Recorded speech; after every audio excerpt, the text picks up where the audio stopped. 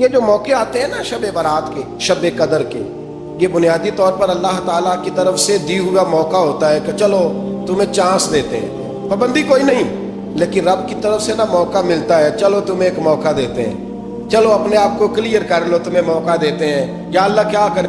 کچھ بھی نہیں، آ کے نا سچے دل سے 2 رکعتیں پڑھ کے توبہ کرو، عرش کا مالک پچھلے سارے معاف کر دے۔ ان لوگوں کی باتوں پہ نہ جائیں جو بلا وجہ پریشان کرتے ہیں لوگوں کو۔ شب برات کا حوالہ بھی نہیں مل رہا، حالانکہ ترمذی شریف میں حدیث موجود ہے، سیاہ ستہ کی روایت ہے ترمذی میں۔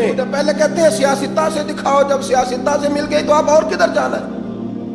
اور ابن ماجہ میں موجود ہے مولا علی کی روایت، اور ذرا ترتیب دیکھیے گا، یہ ترمذی کی حدیث ہے، امام ترمذی نے تو پورا باب باندھا ہے 15ویں شعبان پر، پورا باب۔ اب تمہاری مرضی ہے اگر تم نہیں بات کو سمجھنا چاہتے، لیکن میں نے پہلے بھی کہا تھا، پھر کہتا ہوں، اگر ہمیں کوئی شخص کہتا ہے کہ شب برات کو اٹھ کے نفل نہ پڑھو، تو بھائی نفل ہم نے پڑھنے اللہ کی رضا کے لیے، ہمیں کسی بندے سے ڈگری لینے کی ضرورت نہیں، نہ تو ہمارے اور رب کے درمیان معاذ اللہ کو وسیلہ ہے کہ تو کہے گا تو پڑھیں گے، جب دل کرے گا پڑھیں گے، اور جتنے دل کرے گا پڑھیں گے۔ ہم تو نفل کہہ رہے ہیں اس کو، ہم نے کب کہا ہے ضروری ہے تو عشاء پڑھ کے سو جائے، فجر تک سویا رہے، ہم اس کو گناہگار نہیں کہہ رہے، لیکن یہ ضرور کہیں گے کہ گولڈن چانس مس کر دیا اس نے چانس مس کیا ہے، یہ تو اللہ کی رحمت کا موقع تھا۔ حضرت سیدہ عائشہ صدیقہ رضی اللہ تعالیٰ عنہ ارشاد فرماتی ہیں کہ شعبان کی 15ویں رات تھی، یعنی شب برات کی رات، فرماتی ہیں شعبان کی 15ویں رات تھی، میں نے اچانک نظر ڈالی تو حضور میرے بستر میں تھے،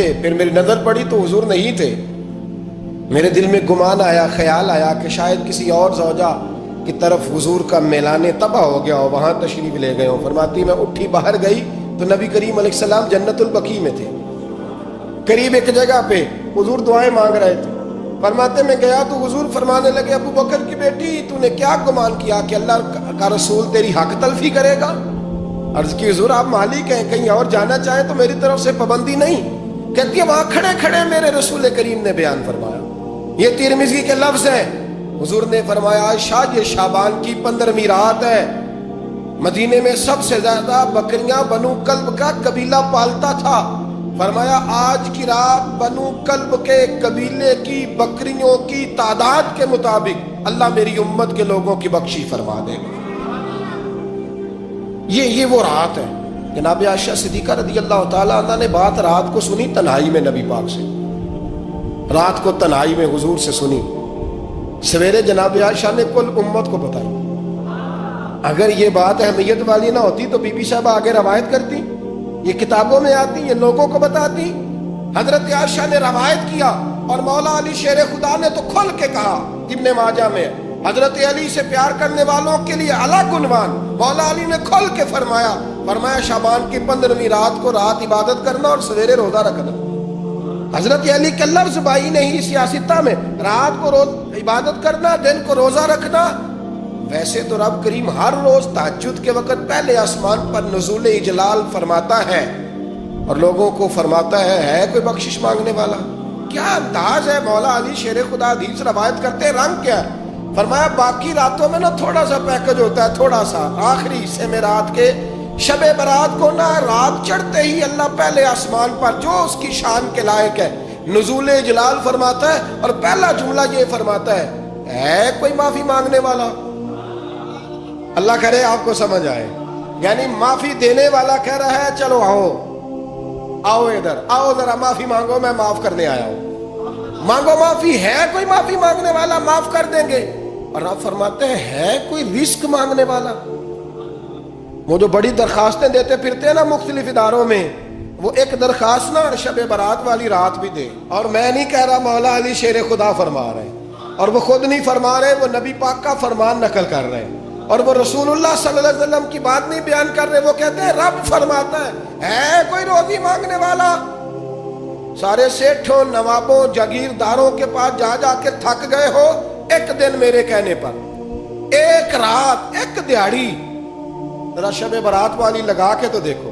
تو میرے رسول پاک علیہ السلام نے ہمیں یہ میسج دیا، پیغام دیا، فرمایا اس رات جو اولاد مانگے گا رب اسے بھی عطا فرمائے گا، اس رات جو اللہ سے بخشش مانگے گا اللہ اسے بھی دے گا، اس رات جو رب کریم سے عزت مانگے گا اللہ اسے بھی عطا کرے گا۔ شارحین نے لکھا اس رات جو رب سے پردہ پوشی مانگے گا، اللہ اسے پردہ پوشی بھی عطا کرے. جو جنت کا سوالی ہوگا رب اپنے فضل سے عطا فرمائے. کوشش فرمائے, کوشش فرمائے. 10 محرم کو ہمارے ہاں لوگ جاتے ہیں قبرستان, وہ کسی حدیث سے ثابت نہیں, میں منع نہیں کر رہا, جائیں 9 محرم کو جائیں, 10 کو جائیں, 11 کو جائیں, 8 کو جائیں, سفر میں جائیں, ربیع الاول میں جائیں, قبرستان میں جب بھی جائیں, منع نہیں ہے. لیکن شب برات والی رات تو خود رسول کریم گئے ہیں نا قبرستان.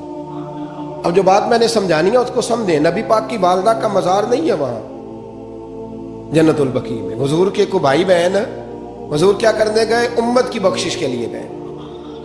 شب برات کی رات لالچی نہ بنے کہ صرف میں نے اپنے لیے روزی مانگنی ہے. کل امت کے لیے مانگے رب کریم سے, مانگے اپنے بھائی کے لیے, مانگے اپنی بہن کے لیے, مانگے اپنے بیٹے کے لیے, مانگے اپنی بیٹی کے لیے, مانگے اللہ کریم. یہ مانگنے کی رات ہے. پچھلی راتی رحمت رب دی کرے بلند آوازہ, بخشش منگن وارے کارن کھلا جے دروازہ. آئیں اللہ کی بارگاہ میں اس رات کو کھل کے دعا مانگے,